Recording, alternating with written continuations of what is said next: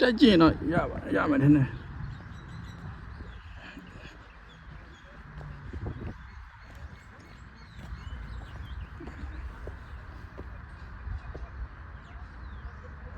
အဲ့လိုကြီးတော့မတက်ကြည့်တော့ပါပကံဖျားလို့ပဲ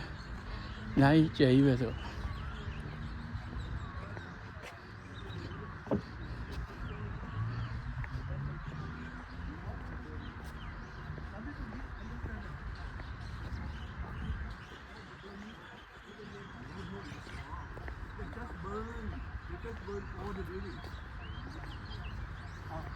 take the gold and burn the beautiful thing because the king commanded told you that when you go to Ayutthaya,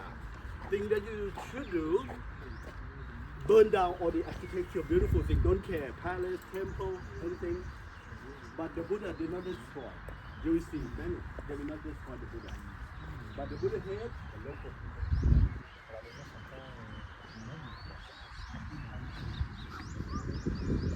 ခိုင်ကစားပြောနေဘာဘယင်းတွေကနေပြီးတော့တဲ့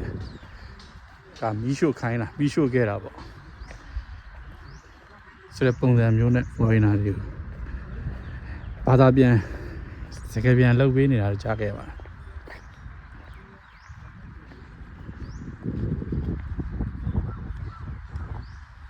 ဖျားတွေသေးတွေဘာတွေကိုကျူးမဆိုင်ဘူးတဲ့အဓိက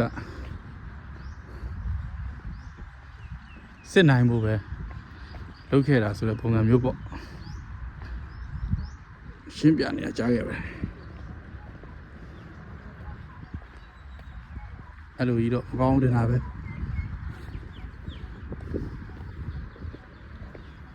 တမိုင်းအမှန်ကြီးဖြစ်စေအမှားကြီးဖြစ်စေပေါ့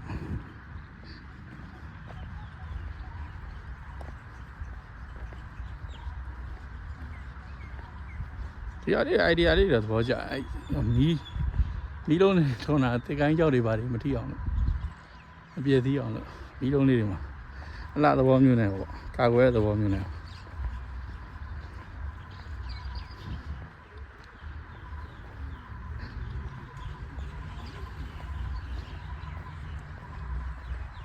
တိုက်ရပါတယ်